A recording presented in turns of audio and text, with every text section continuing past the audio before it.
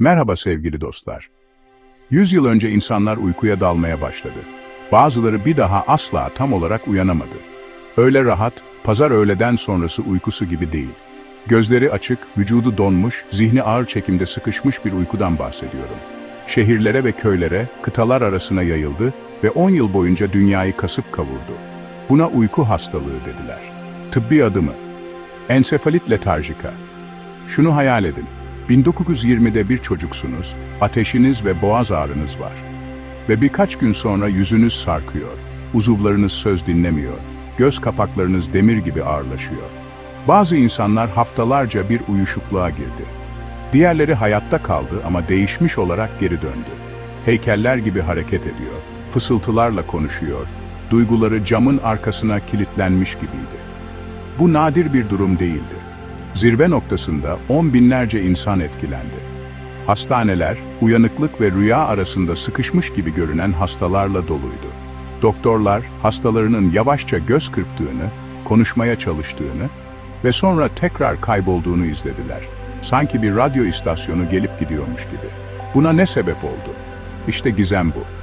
Salgın 1916 civarında başladı. 1920'lerin başlarında zirveye ulaştı ve 1930'lara gelindiğinde azaldı.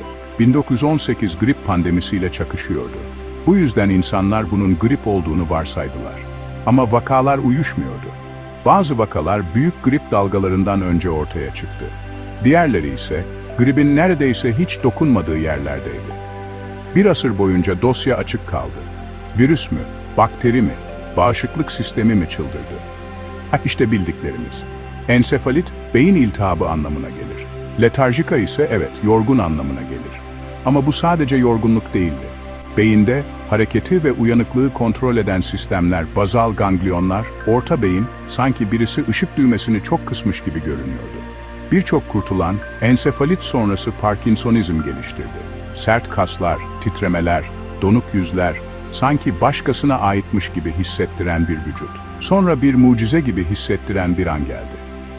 1960'ların sonlarında, salgından onlarca yıl sonra, bir avuç kurtulan uzun süreli bakımda yaşıyordu. Hareketsiz, sessiz, sanki zaman onlar için durmuş gibiydi.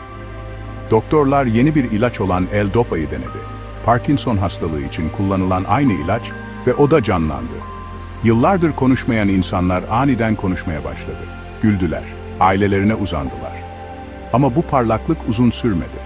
Tolerans, yan etkiler, beynin kırılgan dengesi birçoğu tekrar eski haline döndü. Eğer bu size tanıdık geliyorsa, bu Uyanışlar kitabına ve filmine ilham verdi. Peki, bu uyku salgını nereden geldi? Bir teori, enfeksiyonla bağlantılı olduğunu söylüyor, belki henüz tanımlayamadığımız bir virüs. Bir diğeri ise bağışıklık sistemine işaret ediyor. Rutin bir enfeksiyondan sonra yanlış ateşlenerek beynin kendi dokularına saldırması. Siz ne düşünüyorsunuz? Görüşlerinizi yorumlarda bize yazın. Videoyu beğendiyseniz beğenip sevdiklerinizle paylaşmayı ve kanalımıza abone olmayı unutmayınız. Sevgiyle kalın.